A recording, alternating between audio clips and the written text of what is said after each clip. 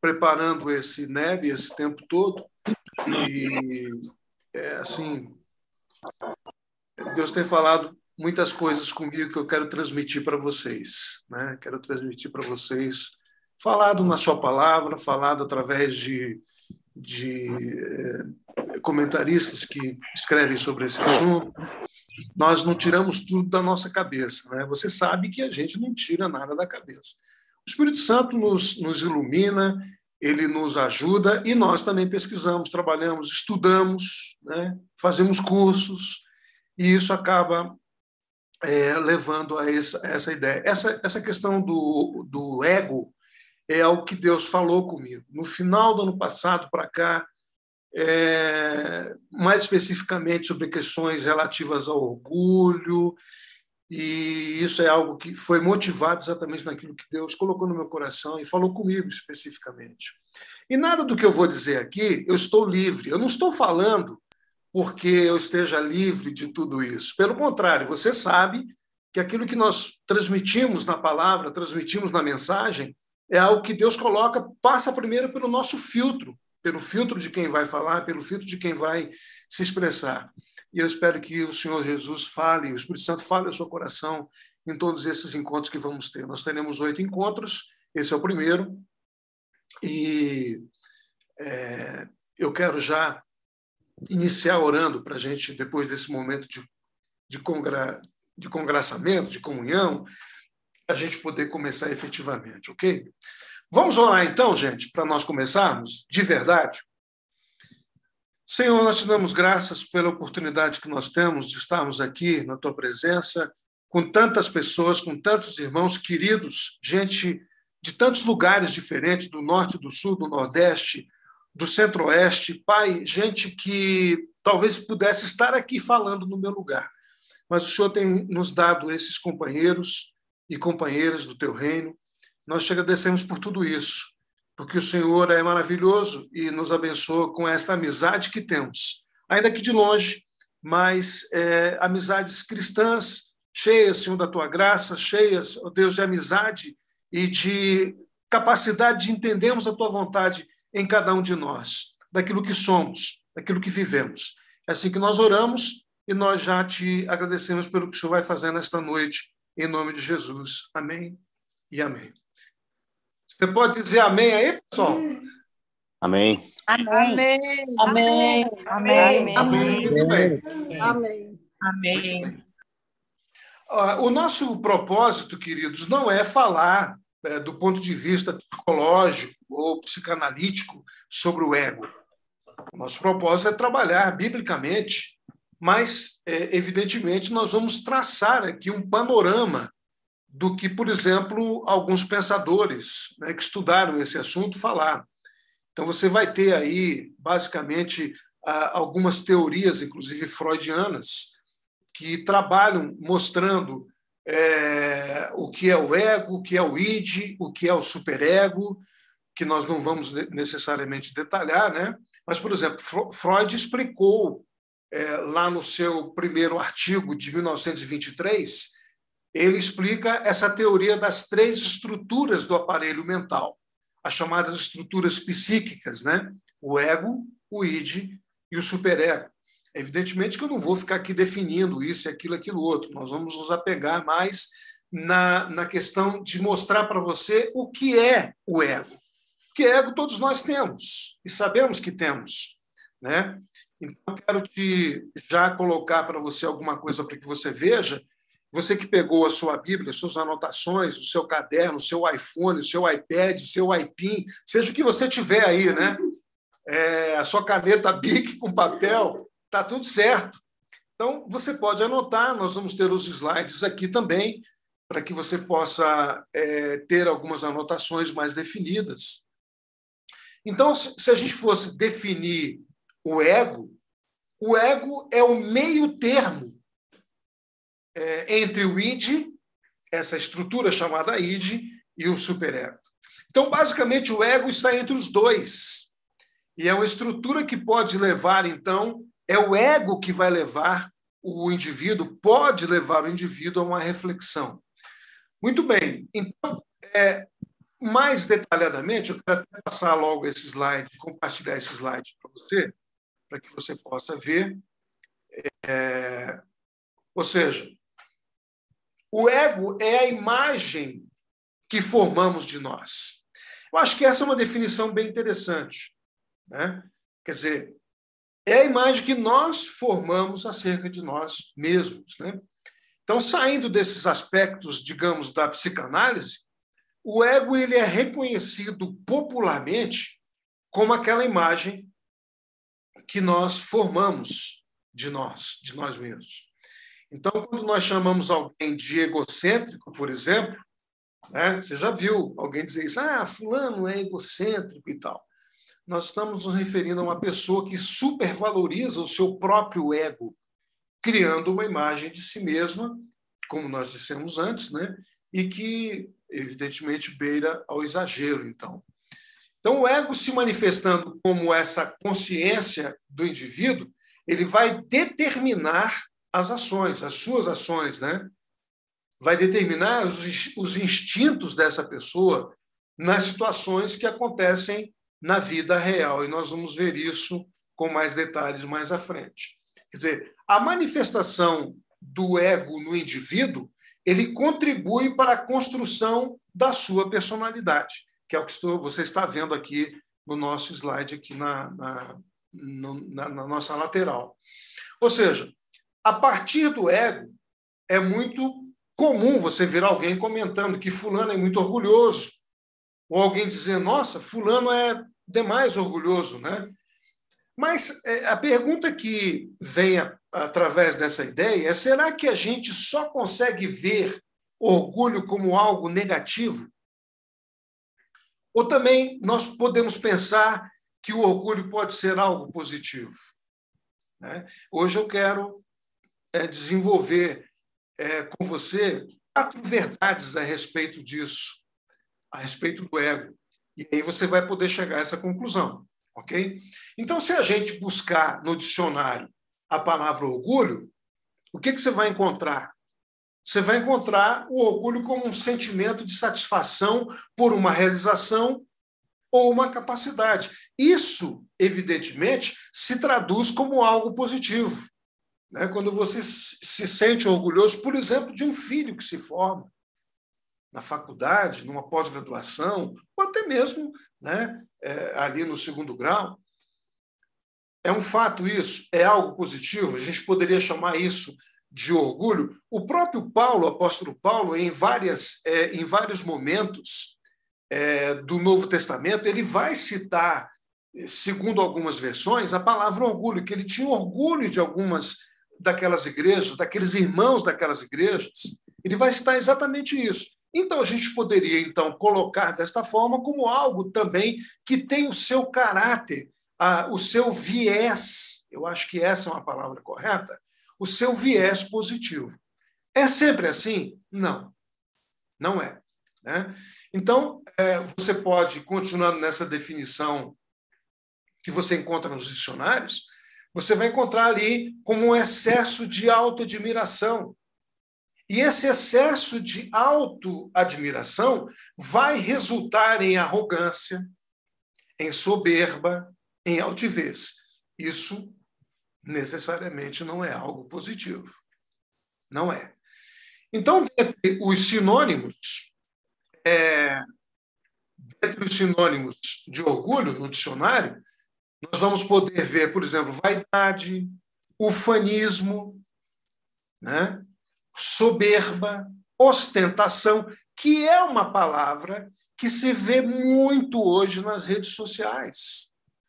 Gente que ostenta, gente que promove a ostentação, isso tem a ver, nós vamos entender que isso tem a ver com orgulho, com o ego inflado, para não dizer inflamado, né? Inflado, você vai ver isso. É algo muito interessante, essa definição que nós vamos trazer posteriormente sobre o ego. Então, também há dicionários que vão indicar esse termo como termo pejorativo. Há os que dão uma definição positiva, mas, de forma geral, a indicação do orgulho que está no âmago do ego a definição é algo, digamos, negativa. Por outro lado, fazendo a contraposição disto, a palavra humildade você vai encontrar como o antônimo, né? Exatamente a palavra que se contrapõe diretamente à questão do orgulho. Muito bem, então a gente poderia fazer aqui uma pergunta. Será que o orgulho significa automaticamente não ter humildade? Né? E aí nós vamos ver que essa resposta ela pode ser bem complexa. Ela não é uma resposta simples, sim ou não. Ela é bem complexa. E, por causa disso, então, o título desta aula, se você quiser e depois anotar para você, né, a aula 1, o título desta aula é 4 verdades sobre o ego. Okay? Esse é o título que nós vamos desenvolver essas 4 verdades com você hoje sobre o ego. E nós vamos olhar, então, primeiramente, para o contexto bíblico sobre isso. Eu quero que você abra sua Bíblia aí, então, na carta de Paulo aos 1 Coríntios, capítulo 3, nos versículos de 4 a 9. Ok? Então, eu quero primeiramente, então, sintonizar com você o contexto do que está acontecendo aí.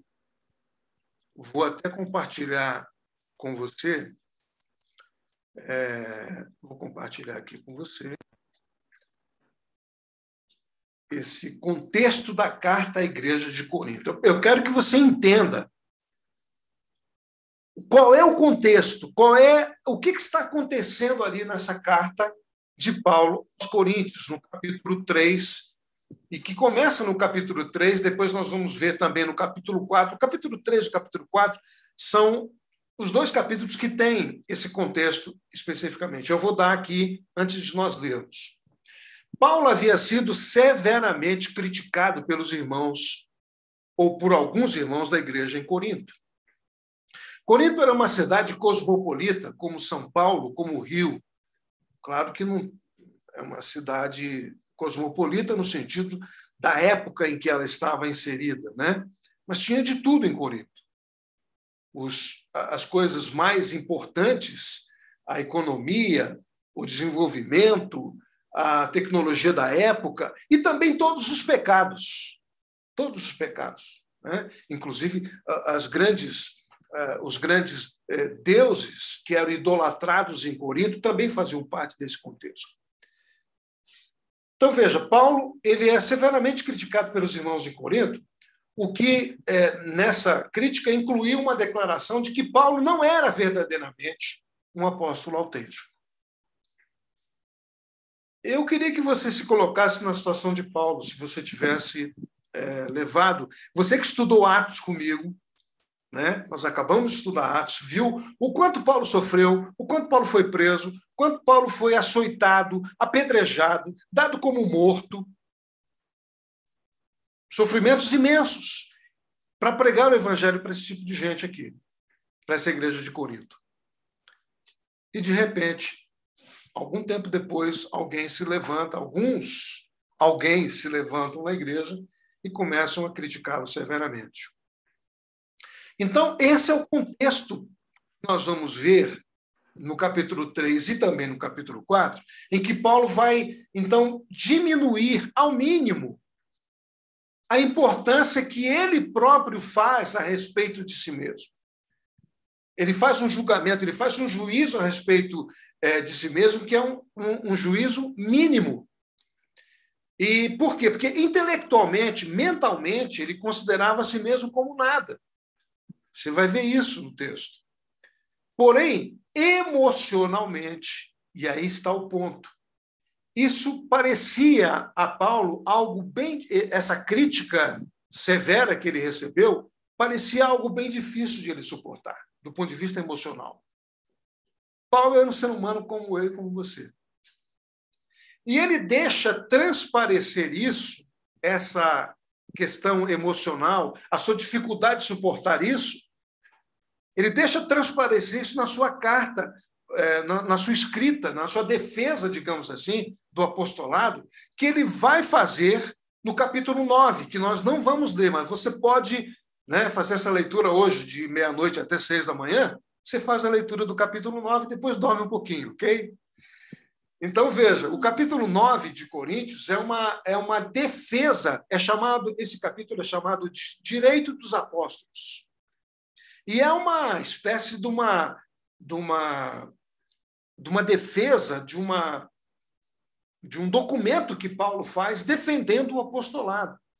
E ali, nesse capítulo 9, ele mostra exatamente como ele tinha ficado emocionalmente com dificuldade de suportar as críticas que foram feitas a ele por tudo que ele já tinha passado, por tudo que aconteceu com ele ao longo das 3 viagens que ele fez para evangelizar, inclusive, a cidade de Corinto. Não somente essa. Paulo andou pelo mundo inteiro, mas particularmente na cidade de Corinto. Então, o apóstolo, nesse capítulo 9, ele ataca os partidos facciosos, né?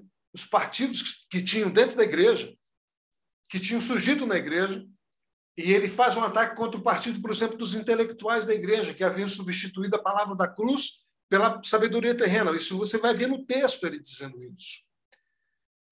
Então, ele vai atacar esses intelectuais da igreja, que eram os mesmos que estavam atacando a ele do ponto de vista de chamá-lo, de dizer que ele não era necessariamente um apóstolo dos mais verdadeiramente autênticos, digamos assim. Paulo, então, passou a caracterizar, nesse capítulo 9, o que é um verdadeiro apóstolo. Mostrar que ele possuía tais habilitações e que não faltavam as qualidades para ele e que essas qualidades faltavam àqueles líderes da igreja, que eram líderes dessas facções, digamos assim, né? Muito bem, então, o que Paulo está dizendo é que os verdadeiros apóstolos, nesse capítulo 3, no capítulo 4 e no capítulo 9, que os verdadeiros apóstolos não se fazem de juízes, nem de si mesmos, nem de si próprios, né? E, pelo contrário, eles servem de exemplo de humildade. Aí é que está. Lembra que eu falei para você que o antônimo do ego, o antônimo do orgulho no ego, é exatamente o exemplo de humildade. E ele se coloca nesta posição quando ele faz essa defesa do seu apostolado. Agora eu quero que você vá comigo lá no capítulo 4, a partir do versículo 6. E você vai ver exatamente o que Paulo vai dizer. E eu queria que você lesse, alguém lesse aí o versículo 6, por gentileza. 1 Coríntios 4, versículo 6, rapidinho, aproveitando o tempo. E eu, irmãos, apliquei estas coisas por semelhança a mim e a Apolo, por amor de vós, para que em nós aprendais e não ir além do que está escrito. Não vos ensoberbeçendo a favor de um contra o outro. Pode ler o 7. Porque quem te faz diferente e quem tens tu que não tenhas recebido. E se o recebestes, por que te glorias?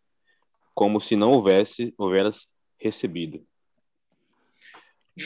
Continuando aqui, eu vou continuar daqui. Já tendes tudo o que desejais, já estáis ricos, conseguistes vos tornar reis, e isso sem nós. Quisera muito eu que verdadeiramente reinasseis, para que também nós reinássemos convosco. Porquanto a mim parece que Deus nos colocou a nós, os apóstolos, em último lugar, como condenados à morte, pois viemos a ser como um espetáculo para o mundo, tanto diante dos anjos como dos seres humanos. E eu quero voltar na minha versão aqui, do versículo 6, que diz que por nosso intermédio dos apóstolos, versículo 6, vós aprendais a não ir além do que está escrito, de maneira que nenhum de vós se encha de orgulho. Tem uma versão que fala exatamente essa palavra. Que se encha de orgulho a favor de um contra o outro. Por que ele está falando isso? Agora eu quero que você volte no capítulo 3. Capítulo 3, volta um pouquinho aí, e leia o versículo 4. Alguém leia o versículo 4 do capítulo 3, por gentileza. Porque dizendo um, eu sou de Paulo, e outro, eu de Apolo, porventura não sois carnais? 5. Pois quem é Paulo e quem é Apolo, senão ministros pelos quais crestes, e conforme o que o Senhor deu a cada um? Muito bem. E lá no versículo 3, eu quero reafirmar, no 3:3, então, o que ele diz. Ainda sois carnais. Então, quando ele diz no versículo 4, eu sou de Paulo, e o outro diz, eu sou de Apolo, ele reafirma. Não, ele faz uma pergunta afirmativa. Vocês não são carnais, então, diante disso? Então, veja, esse é o contexto que nós vamos desenvolver aqui a partir da carta de Paulo aos Coríntios. Eu quero que você venha comigo e veja que Paulo está exortando, admoestando os irmãos de Corinto. Mas qual é o caráter desta admoestação? É que eles não se orgulhassem de uma pessoa em detrimento da outra. E isso tem a ver necessariamente com o ego de cada um, né? E aí nós podemos pensar, até aqui não tem novidade nenhuma falando disso. Isso acontece hoje também. E é claro que o orgulho, nós sabemos disso, nesta situação negativa, é um comportamento inaceitável dos nossos próprios egos. Mas eu quero te mostrar o seguinte, que Paulo, ele não vai empregar, e quero mostrar isso para você, Paulo não vai empregar um texto comum, um termo comum, melhor dizendo. Ele não emprega o termo hubris, lá do grego, que é mais comum para o orgulho. Ele vai usar physio, uma palavra que é incomum. Só que Paulo ele domina muito bem o vernáculo, né? Ele domina muito bem a língua. E ele emprega o termo physio mais 4 vezes em Coríntios, depois mais uma vez em Colossenses 2, e depois nós não vamos encontrar mais esse versículo na Bíblia, uma vez que somente Paulo utilizou. Então, o que alguns comentaristas estudiosos pensam a respeito dessa colocação desse termo? Para ilustrar o orgulho. Chegar à conclusão de que essa palavra, Paulo estava tentando ensinar aqueles cristãos de Corinto algo especial sobre o ego humano. A palavra que ele emprega para orgulho tem um sentido literal, e agora eu quero que você preste muita atenção nisso.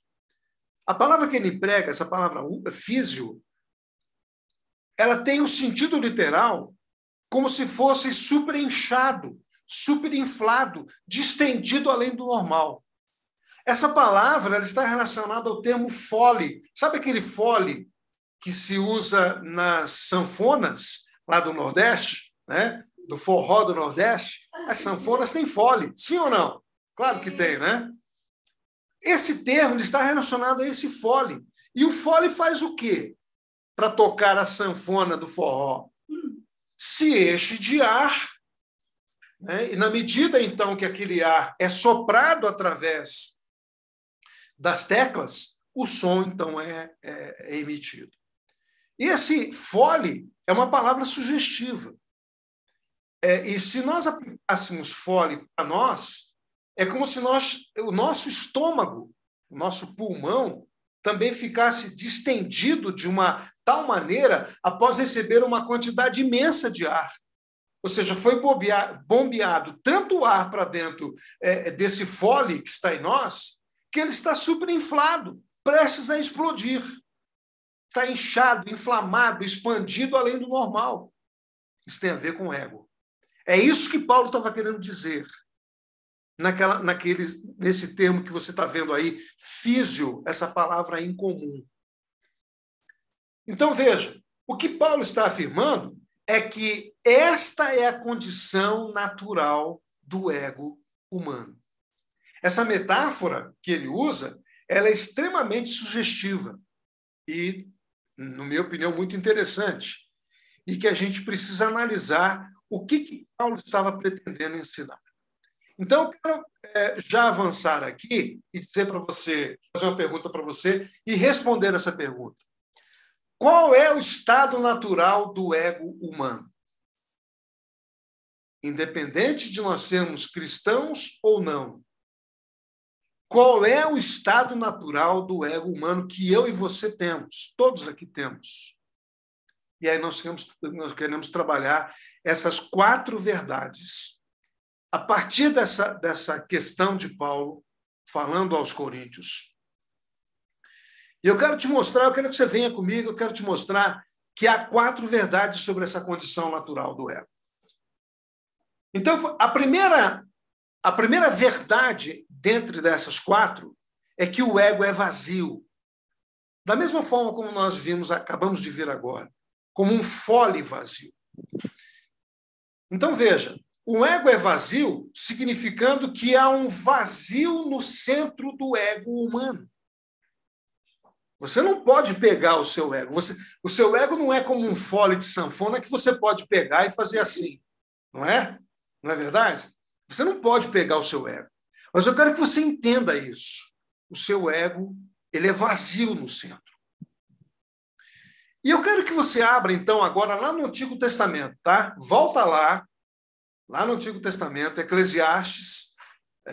Tem gente aqui que já fez Eclesiastes comigo. Teve uma época que eu fiz um NEB presencial aqui em Brasília, se eu não me engano, em 2017, que eu falei sobre Eclesiastes, né? Eclesiastes 2:11. E esse texto, na versão que eu tenho aqui, vai dizer o seguinte: contudo, no momento que eu passei a examinar tudo que as minhas mãos haviam produzido e o trabalho que eu tanto me esforçara com alegria para realizar, eu compreendi que, na verdade, tudo não passava de vaidade. Um inútil e enorme vazio, como correr atrás do vento. Ou seja, não há nada, não há qualquer valor real, nada útil em tudo que se faz debaixo do sol. É claro que o autor, Salomão, ele está colocando aqui uma situação na sua velhice, sem conhecer a graça de Deus, sem conhecer a Jesus Cristo. Ele está fazendo uma avaliação da vida dele, do que é a vida debaixo do sol, né? Então, veja, o que nos chama a atenção aqui é a questão dessa vaidade. Essa vaidade é exatamente esse vazio, esse soprar como um vento, né? Como um vento que sai de dentro de uma bexiga, de dentro de um balão, e ele se esvai e você não vê o que aconteceu, aquela bexiga se esvaziou e você nem viu o que foi que aconteceu. Essa é a ideia de que existe um vazio no centro do ego humano. O que o sábio, né, está dizendo, o que o autor de Eclesiastes está dizendo, é que o ego é enfatuado, ele é superinflado, ele não tem nada no centro, ele é oco. Ele é oco. E o que existe é a possibilidade de viver a vida como se nós corrêssemos atrás do vento, olhando pela perspectiva do nosso ego. E que nisto não há qualquer valor real nenhum. Então, vamos avançando um pouquinho aqui dentro dessa ideia, dessa primeira verdade de que o ego é vazio. Veja comigo, não sei se vocês conhecem, mas Søren Kierkegaard é um filósofo dinamarquês existencialista, né? E que no seu livro Doença que Leva à Morte, ele faz uma afirmação que corrobora com o que a Bíblia diz a respeito do ego humano. Eu trouxe o Søren Kierkegaard não para ser uma referência para nós, mas para que ele diga no seu livro, como disse, o que a própria Bíblia já disse há muito tempo atrás.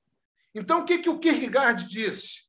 Ele afirma que é normal o coração humano criar a sua identidade em torno de algo que não é Deus, que não seja Deus. Isso é uma afirmação existencialista. É uma afirmação, eu diria, agnóstica, inclusive. como era Kierkegaard. Então, veja, ele diz, é normal que o ego humano, ele está dizendo isso, crie uma identidade em torno de algo que não é Deus. Ou seja, o indivíduo é o único responsável por si mesmo, em dar significado. O ego do indivíduo, ele está dizendo isso, é responsável em dar significado à vida, construindo a sua própria realidade. Então, veja, o orgulho espiritual é a ilusão de que nós temos competência sem Deus para conduzir a vida. Veja que é aí que está o ponto que nos liga a essa afirmação do Kierkegaard. O orgulho espiritual diz que nós podemos desenvolver nosso próprio senso de valor pessoal, podemos descobrir um grande propósito para dar sentido à nossa vida, mas o que o Kierkegaard está dizendo é que o ego humano natural, né, que vem conosco desde o nosso nascimento, que é trabalhado e formatado segundo aquilo que nós vamos aprendendo, desenvolvendo na nossa vida adulta, ele tem fundamentos em algo que está além de Deus. Ou seja, ele confirma o que a Bíblia diz. Ele está exatamente confirmando isso, de que o ego é vazio, como disse lá o próprio autor do Eclesiastes, capítulo 2, versículo 11. Ou seja, o ego busca algo que lhe dê senso de valor, de singularidade, de propósito, e nisso ele se apoia.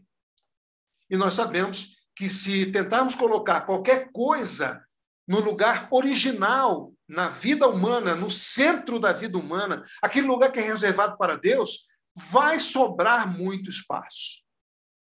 Você percebe o que eu quero dizer? Por isso eu digo, a primeira verdade sobre o ego é que o ego é vazio.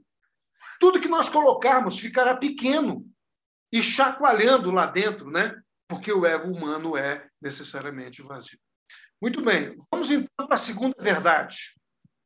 Essa segunda verdade, você que está anotando aí, tem a ver exatamente com a ideia de que o ego é dolorido. E aqui tem algo muito interessante para você entender, que nós vamos desenvolver aqui. O ego distendido e superinflado dói. Você já reparou que quando não há nenhum problema, nós não prestamos atenção no nosso corpo?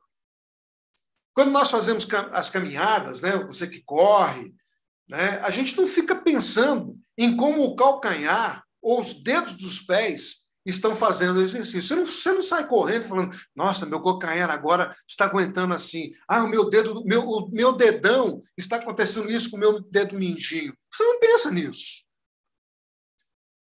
Certo? Quer dizer, nós não analisamos o excelente trabalho que esses órgãos do corpo fazem. Nós só vamos avaliar os membros do corpo caso eles tenham apresentado alguma situação, algum problema, alguma dificuldade. Isso acontece porque eles só chamam a nossa atenção quando algo está errado. Então, veja, o ego quase sempre dói. Isso acontece porque há algo de muito errado com o ego para ele ser dolorido. O Timothy Keller, que está na base da bibliografia desse nosso estudo, ele disse o seguinte, o ego, isso está colocado para você aqui no slide, o ego vive para chamar atenção para si mesmo todos os dias. O tempo todo, o ego exige que nós avaliemos a nossa aparência, né? E a maneira como é que a gente está sendo tratado. Antes de vir para cá agora, né? Eu fui lá, me arrumei no espelho, a Vilma veio aqui, arrumou a lâmpada especial que ela comprou para mim e ficou aqui vendo como é que estava a minha aparência, para eu aparecer melhor para vocês aí, aparecer melhor no vídeo depois. Isso tem a ver com isso, né? Ou seja, é comum nós reclamarmos que alguém feriu os nossos sentimentos. É nesse ponto que eu quero conversar com você. Você já ouviu falar assim, ai, fulano feriu meus sentimentos. Deixa eu falar uma coisa para você que foi surpresa até para mim entender isso. Os sentimentos não podem ser feridos. Sabe quem é que é ferido? É o ego que se sente machucado. É a nossa identidade, é o nosso eu que se sente machucado. Os sentimentos são ótimos, continuam ótimos, graças a Deus. Eles vão muito bem, graças a Deus. É o ego que dói. Então, veja, só como exemplo, caminhar pela casa e pelas ruas indo ao mercado ou ali, né, fazer uma compra, não machuca os seus dedos, a não ser que eles tenham algum problema anterior. Né? Da mesma forma, o ego ele não ficará dolorido se não houver algo de muito errado com ele. E esse é o ponto que nós vamos avançar nas próximas duas verdades. Então, pense nisso. Dificilmente nós vamos atravessar um dia, né, que sem a gente se sentir meio esnobado, meio ignorado, numa situação, ou numa circunstância, ou até por alguém mesmo, né? Às vezes, no dia a dia nosso, no trânsito das grandes cidades que nós vivemos, ou até mesmo da pequena cidade, não sei, no mercado, numa fila, e a gente pensa assim, né? A gente, às vezes, pensa e fala para a gente mesmo, esse cara está pensando que eu sou bobo, e ninguém me faz de idiota. Por que nós pensamos isso? Ou você nunca parou, ou você nunca falou isso. Eu já pensei. Esse cara está pensando que eu sou besta. Né? Por que isso acontece? Porque existe algo meio estranho com o nosso próprio ego. Algo errado com a nossa identidade, com a percepção que eu tenho do meu próprio eu. Percebe? Quer dizer, a percepção que eu tenho a respeito de mim mesmo ela é meio assim, atrapalhada às vezes. Em outras palavras, o Timothy Keller diz assim, o ego nunca se sente feliz. Ele vive para chamar a atenção para si mesmo. Para poder se sentir feliz, então. Né? E eu quero que você vá comigo, então, já que você está aí no Antigo Testamento, eu quero que você vá lá ver a história de Lúcifer, portador de luz. É claro que a Bíblia não vai ter esse nome. Quem fez Apocalipse sabe disso. A Bíblia não vai ter o nome Lúcifer. Mas lá nos originais, você vai encontrar a palavra como portador de luz. E o texto de Ezequiel 28:15 nos retrata isso. Vai lá em Ezequiel 28:15 e veja que ele diz assim, o texto diz assim, naquele tempo, ou seja, quando você foi criado, eras perfeito e irrepreensível em teus sentimentos e atitudes, desde o dia em que foste criado, até que se observou malignidade em ti, por intermédio dos teus muitos negócios, em toda a terra, enchestes o teu coração de arrogância e brutalidade, alguns textos vão dizer violência, e pecastes. Essa é a história de Lúcifer no seu início. É claro que eu não tenho tempo para explicar isso aqui, nem é objetivo, mas eu quero pegar essa ideia, porque Lúcifer é, de fato, uma das questões envolvidas na sua queda é o orgulho e soberba. É isso que diz aqui, ó. Que ele foi criado perfeito, mas um dia se observou malignidade nele. Deus observou isso nele. Então, eu vou fazer a interpretação aqui dizendo o seguinte, as reclamações doloridas do ego de Lúcifer, quais foram essas reclamações? É que Deus foi injusto com ele. Se você pudesse conversar com Satanás, né, que se tornou o Lúcifer, que se tornou Satanás depois da queda, né, o Lúcifer depois da queda, se você pudesse conversar, fazer uma entrevista com ele, né? Aliás, é um nome de um filme, Entrevista com Satanás. Né? Se você pudesse entrevistá-lo, ele ia dizer, não, Deus foi injusto comigo. Apesar de eu querer colocar o meu trono ao lado do trono dele, ele não deixou. Ele simplesmente não deixou. Que Deus pensa que ele é? Melhor que todo mundo, que não pode ter ninguém com o trono do lado dele? Se você ler o texto de Ezequiel, você vai ver isso. que ele queria colocar o seu trono no norte, na região mais alta, onde está o trono de Deus, e sentar-se nele. Quer dizer, o problema de Lúcifer é que ele quis chamar o quê? A atenção toda para si. Mostrando o quê? O texto diz arrogância e violência. Algumas traduções vão dizer isso. E não é assim que acontece com as pessoas. Muita gente usa de violência para quê? Para chamar atenção para si.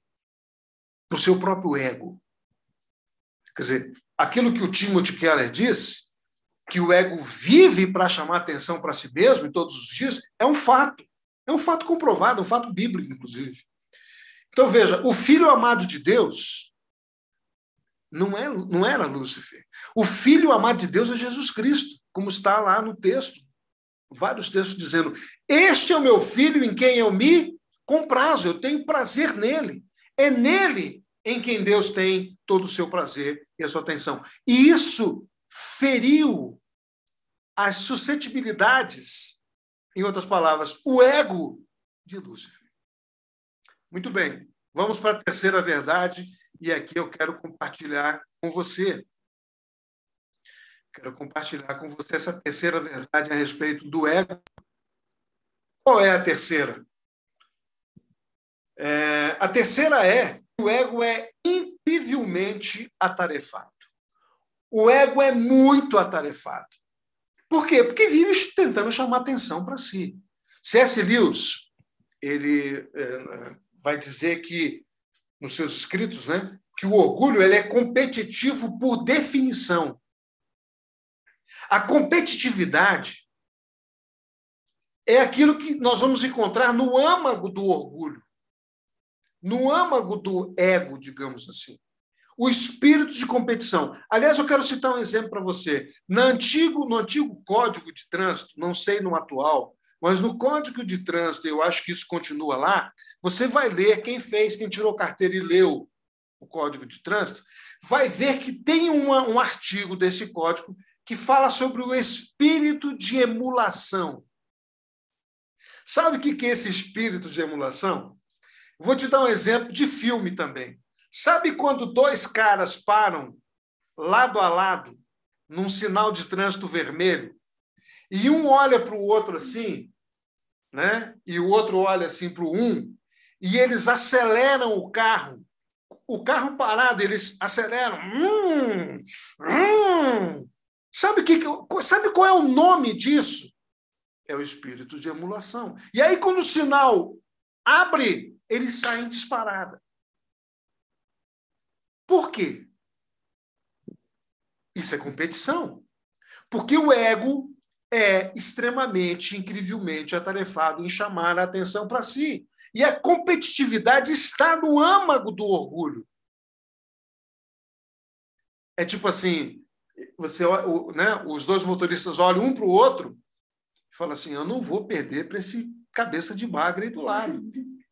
Meu carro tem muito mais potência do que essa geringonça dele aí. Meu carro faz mais barulho do que esse. E, às vezes, se tiver uma garota do lado, uma mulher do lado, então, para mostrar esse ego incrivelmente, né, competitivo, aí que a coisa acontece mesmo. Ou não é assim? Você já não viu isso? Sim ou não? Eu já vi muitas vezes isso. Então, o orgulho não se satisfaz. Aí vem a questão da competitividade, do espírito de emulação. Né? O orgulho não se satisfaz em ter uma coisa. Ele se satisfaz em ter essa coisa em quantidades maiores que as outras. Por isso ele é muito atarefado. A gente, às vezes, diz que as pessoas se orgulham de serem ricas, de serem espertas, de serem bonitas. Eu vou te dizer uma coisa, isso não é verdade.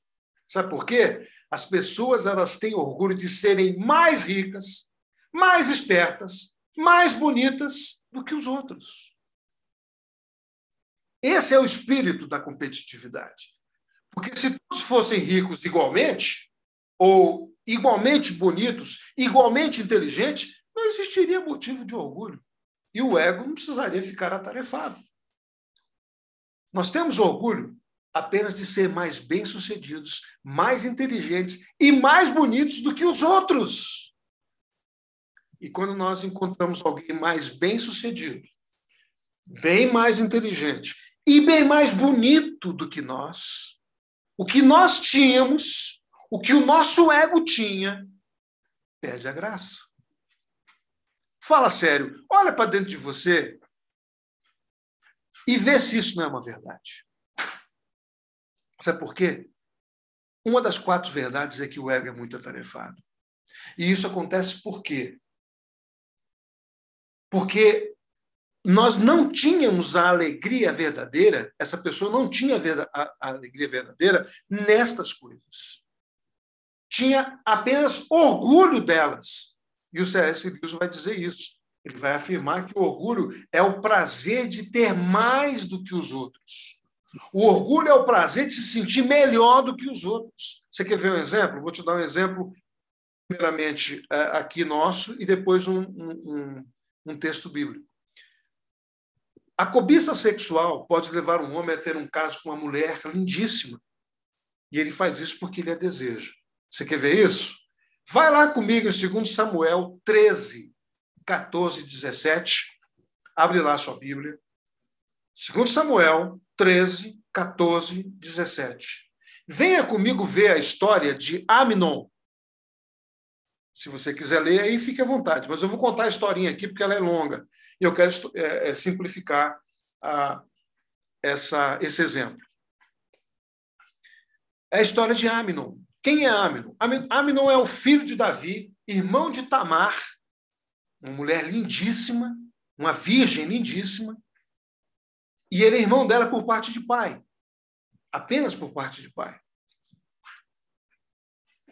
E Amnon usa de uma estratégia para trazer Tamar para sua casa, né, por conselho de um amiguinho dele lá, trazer Tamar para sua casa e forçá-la na sua casa a ter relações sexuais com ele. Na verdade, foi um estupro que Amnon fez com a sua meia-irmã.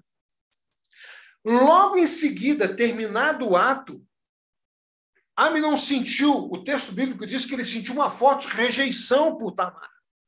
A rejeição que ele sente é muito maior, é muito mais intensa do que a paixão que ele alimentou por ela durante muito tempo. O que ele faz? Logo após o acontecido, ele expulsa Tamar do seu quarto. Não quis ouvi-la, ela queria falar com ele e ele não quis ouvi-la. Chamou por um criado, chamou por um empregado e ordenou: livra-te desta mulher, põe ela para fora daqui imediatamente e tranca a porta. O que foi que aconteceu aí? O orgulho e a cobiça de Amnon levou-o a se deitar com a sua irmã de sangue. Somente com qual intuito? Qual era o objetivo do ego de Amnon? Era o intuito de provar que ele era capaz de possuí-la, sim, em detrimento de outros homens, de outros rapazes da sua época. Muitas pessoas agem assim, para provar para si mesmos que são capazes de conseguir, além de outras pessoas que tenham tentado e falhado naquela situação, seja trabalho, seja um cargo, seja até mesmo pessoas. E pegando esse exemplo de Amnon, o orgulho destrói a capacidade de ter prazer verdadeiro. Amnon estuprou aquela meia-irmã, aquela menina lindíssima, virgem, e ele não teve prazer verdadeiro em poder viver com ela, ou ter outros momentos com ela, de ter alegria verdadeira com essa pessoa. E isso tem a ver exatamente com essa ideia do ego muito atarefado. O que mais que nós podemos ver dentro desse contexto ainda do ego atarefado? O Timothy Keller, ele conta uma história de quando ele era menino, com a sua mãe, né, que vivia dizendo para ele, né, para ele entrar, por exemplo, para um clube de xadrez. E ele respondia: mãe, eu detesto xadrez. Aí a mãe respondia: mas eu sei que você detesta, mas isso ia melhorar extremamente o seu currículo estudantil.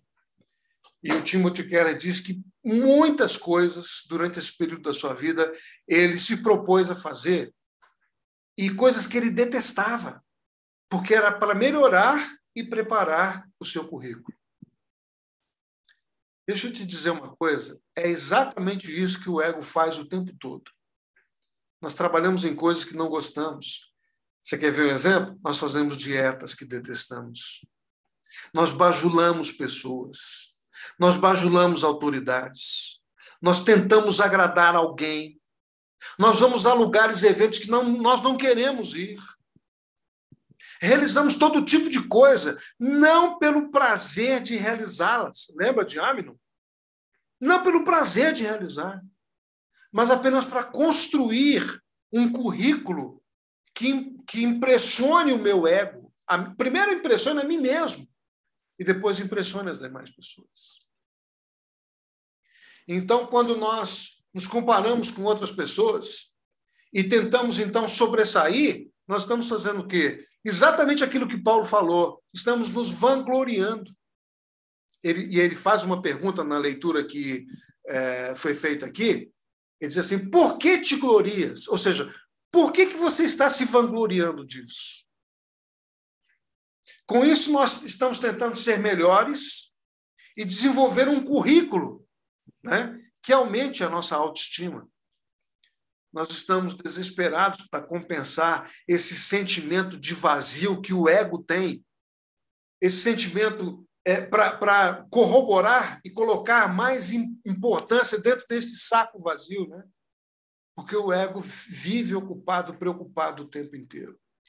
Então, vamos à última das nossas verdades. A última verdade é que o ego é frágil. Então, veja, o ego é vazio, o ego é dolorido, repassando, né? O ego é atarefado, mas o ego é frágil. Isso acontece porque qualquer coisa muito inflada, como se fosse uma bexiga, um balão de gás, corre o perigo iminente de estourar. Se alguém soprou demais e deixa muito cheio esse balão, qualquer toquezinho, qualquer unha um pouquinho mais comprida pode estourar esse balão. Então, se eu estou dilatado com ar, veja essa metáfora. Se eu estou dilatado com ar, ao invés de estar abastecido com algo sólido, não faz nenhuma diferença se eu estou superinflado ou desinflado. Ou seja, superinflado ou murcho. A imagem do ego como um balão cheio de ar mostra exatamente esse complexo que alguns vão dizer, a própria psicologia vai te chamar de superioridade e de inferioridade, que são basicamente a mesma coisa. Eu quero te dar um exemplo disso. Esse exemplo está lá na Bíblia, em 2 Samuel, lá no Antigo Testamento também, 2 Samuel 14, 25. É a história de Absalão, um outro filho de Davi. Ou seja, Absalão era o terceiro filho homem de Davi. E eu também vou fazer aqui a interpretação, você pode anotar o texto e ler depois com calma, ou então, se quiser acompanhar aí. 2 Samuel 14, 25 diz que a beleza física de Absalão era uma beleza que imperava na família dele. Não havia ninguém que fosse tão belo como Absalão. Texto bíblico. 2 Samuel 14, 25. Na nação, todos o elogiavam por sua beleza física. O texto vai dizer que os seus cabelos chegavam a pesar cerca de 2,5 quilos, 2,3 kg, atualizando para quilos, né? E que eram cortados anualmente. O texto vai dizer que da cabeça aos pés, ou seja, da planta do pé até o cabelo, não havia nenhum defeito nele. O sujeito era bonito. E o ego de Absalão estava inflado por quê? Pela sua beleza. Havia um quê de superioridade em Absalão que sobressaía aonde? Nas suas atitudes.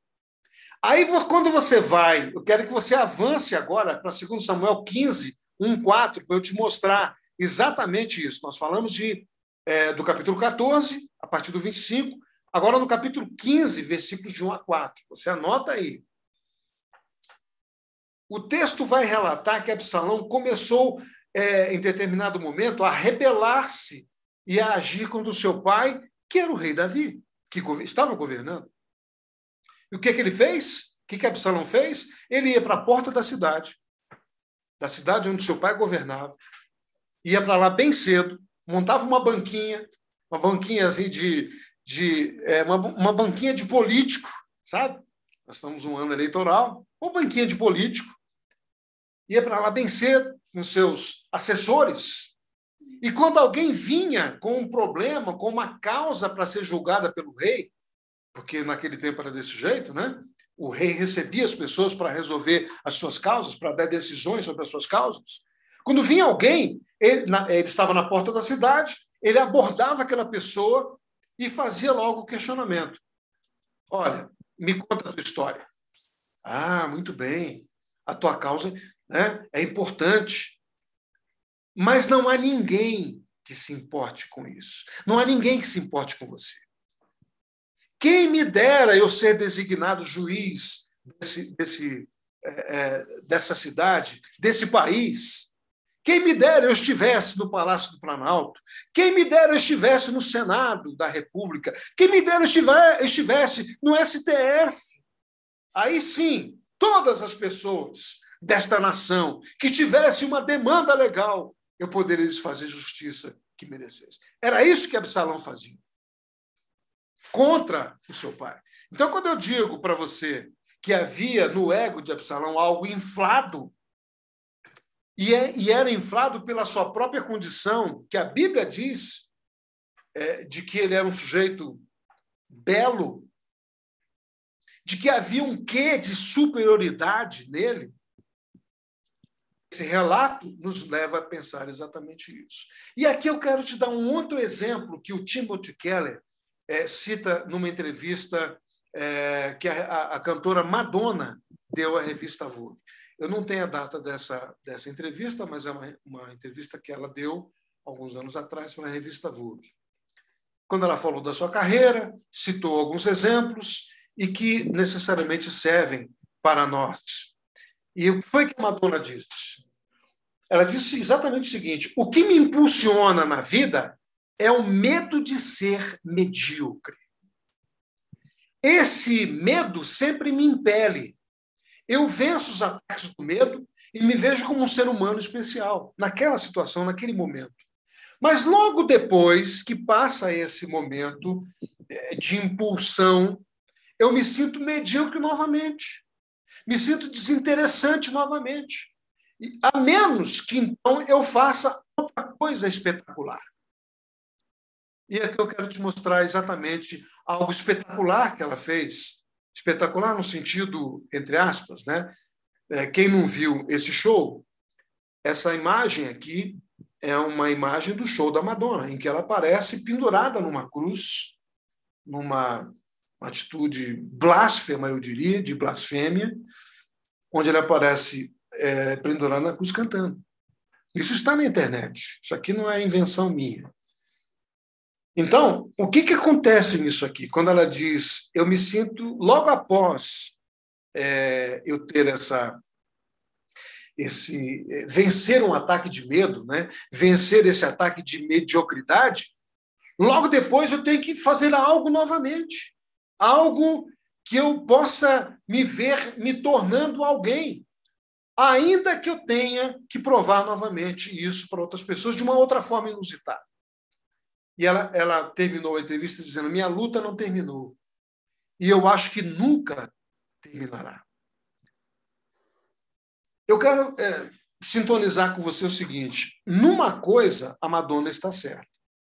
Ela conhece a si mesma, mais do que, às vezes, nós mesmos nos conhecemos. E quando ela diz, eu acho que nunca terminará, ela está dizendo, o meu ego, como nós já dissemos antes, nunca ficará satisfeito.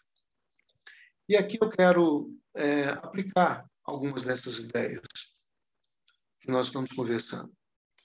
Quando as pessoas falam bem de mim, né, como o caso da Madonna, eu acho que eu cheguei lá. Mas no dia seguinte, né, na segunda-feira seguinte, eu tenho que procurar novamente, no domingo seguinte, eu tenho que procurar essa aprovação de novo, em outras coisas. Por que eu faço isso? Porque meu ego é insaciável. Parece um saco furado. Por mais que eu abasteça e encha, né, literalmente encha o saco, ele sempre parece vazio. Todas as manhãs eu tenho que repor vários itens, mas à noite ele está vazio. Ou seja, aquela frase que a Madonna disse, eu me tornei alguém, mas ainda preciso ser alguém, eu preciso me manter sendo alguém. Queridos, esse é o estado natural do eu humano, do ego humano. Paulo está escrevendo aos irmãos de Coríntios, como eu citei para vocês, sobre eles mesmos. Esse texto de 1 Coríntios 3, que nós lemos no início, 3, 4 e 5, por que esse texto Paulo coloca ali como o mote da questão? É que todos os irmãos que brigavam por Paulo e que reivindicavam um relacionamento especial com ele, só estavam exibindo o quê? O seu próprio orgulho. Eu sou amigo de Paulo. Sabe aquelas pessoas? Eu sou amigo do rei, né? Eu sou amigo de fulano, eu sou amigo da ministra, eu sou amigo de fulano de tal, eu sou amigo do delegado de polícia, eu sou amigo... Enfim, esses aqui eu sou amigo de Paulo, do apóstolo Paulo. Estava exibindo seu orgulho.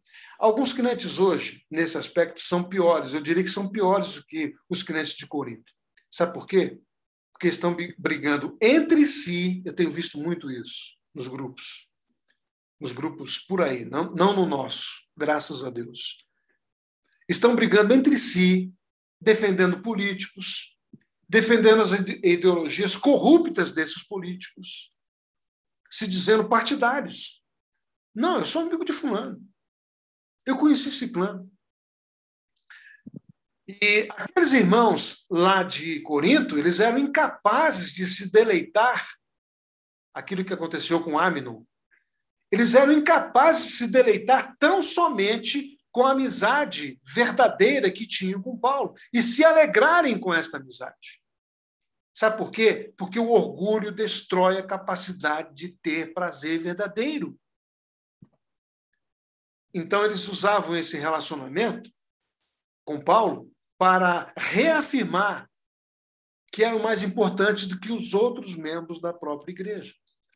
E o desejo de Paulo é que esses irmãos vejam a diferença que o evangelho fez e faz. Fez nele, Paulo, né? O evangelho que transformou tudo nele mesmo. Nesse texto de 1 Coríntios 4, 3, 4, que nós também vimos aqui, Paulo vai relatar nesse texto que o evangelho transformou o seu senso de valor próprio. Quando ele minimiza o seu senso de julgamento sobre si mesmo, ele está combatendo exatamente o seu próprio ego. E ele está mostrando o que o evangelho fez, transformando o seu senso de valor. A maneira como ele se considera a si próprio, né, foi transformada. A sua identidade, eu diria, foi transformada também. Aquele homem que caiu do cavalo, a gente não sabe se foi cavalo, mas caiu, né? Caiu de cara no chão. E quando conseguiu ver alguma coisa, ele viu a luz brilhando, e a primeira coisa que ele disse foi: Senhor, Senhor, quem és tu, Senhor? Ali começou essa transformação do seu valor próprio, daquilo que ele tinha, que depois ele passou a considerar, inclusive, como esterco. Tudo aquilo que ele tinha, a sua formação, o seu mestrado, o seu doutorado, o seu pós-doctor, né? Tudo aquilo foi lixo para ele. E ele, então, tem essa maneira de mostrar para esses irmãos de Corinto como é que ele se considera, como é que ele considera o seu próprio ego, como é que ele mortifica o seu próprio ego, a sua própria identidade, então. Ou seja, sintetizando, o ego de Paulo não deixou de existir, mas o ego de Paulo funciona de maneira muito diferente agora. E eu queria te perguntar uma coisa. Como é que você está nesse quesito, meu querido, minha querida? Quais diferenças o Evangelho de Jesus Cristo fez em você? Você é uma pessoa melhor hoje do que no seu passado longínquo e no seu passado recente? Eu queria que no final você falasse alguma coisa sobre isso. No final nós vamos dar oportunidade para você dar o seu testemunho, falar algo e falar algo sobre isso. Eu quero ir para o final compartilhando com você mais uma tela. E essa tela vai exatamente nos levar nessa direção da cobiça e do orgulho. Sintetizando, então, a cobiça pode levar os homens a competir entre si. Mas o homem orgulhoso, mesmo que tenha mais do que jamais poderia precisar, vai tentar acumular ainda mais para somente reafirmar o seu poder. A maioria dos males no mundo, que as pessoas julgam ser causados pela cobiça, eu quero te dizer que elas são bem mais resultado do orgulho. O desejo de ser mais rico que os outros ricos. O desejo de mais poder que o orgulho realmente gosta. Ele gosta disso. Ou seja, nada faz um homem sentir-se tão superior, e quando eu digo homem é no sentido geral, né? Que inclui as mulheres também, nada faz o homem sentir-se tão superior aos outros, quanto o fato de poder movê-los como soldadinhos de brinquedo, soldadinhos de chumbo que eu posso manipular para lá e para cá. Por que uma moça bonita, a caça de admiradores, espalha a infelicidade por onde quer que ela vá? Pela sua capacidade e poder sensual de manipular homens, de manipular alguns homens. O que faz um líder político ou uma nação inteira querendo expandir-se indefinidamente? Nós estamos vendo isso agora, nessa guerra. O que faz um líder político e uma nação querer se expandir indefinidamente, exigindo tudo para si? O orgulho ele é competitivo, como nós dissemos, pela sua própria natureza. E é por isso que ele tenta se expandir indefinidamente. E eu quero concluir aqui com os crentes cheios de orgulho. Fala sério. Fala sério. Existe ou não crentes cheios de orgulho? Eu vou te mostrar que sim. Porque isso levanta uma questão. Como é que podem existir pessoas evidentemente cheias de orgulho e que se declaram acreditar em Deus e se consideram religiosos? Eu quero te dizer que, infelizmente, elas adoram um Deus imaginário, que, na teoria, admitem que não são nada comparadas a esse Deus fantasma. Mas, na prática, passam o tempo imaginando o quanto Deus as aprova. E os tem em melhor conta que os restantes dos mortais. E aqui eu queria fazer uma suposição com você, de que esse tipo de gente, foi sobre esse tipo de gente que Jesus Cristo se referiu, quando ele estava dizendo que alguns pregariam e expulsariam demônios em seu nome, mas que no final ouviriam exatamente o seguinte, que está lá em Mateus 7. Abre lá. Eu queria que você terminasse esse momento aqui, lendo esse texto de Mateus 7, 21, 22. Leia aí, por gentileza, enquanto eu tomo um gole d'água aqui. Mateus 7, 21, 22.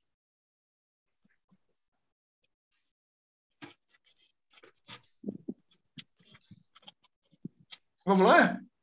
Nem todo aquele que me diz, Senhor, Senhor, entrará no reino dos céus, mas aquele que faz a vontade de meu Pai que está nos céus.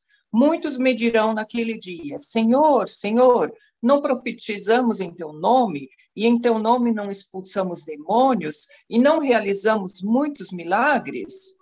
Então, continuar? Então sim. Eu lhes direi claramente, nunca os conheci. Afastem-se de mim, vocês que praticam o mal. Perfeito. Cada um de nós nos vemos diante dessas armadilhas do ego que nós falamos, dessas 4 verdades. Cada um de nós caímos, pecamos diante de alguma dessas armadilhas.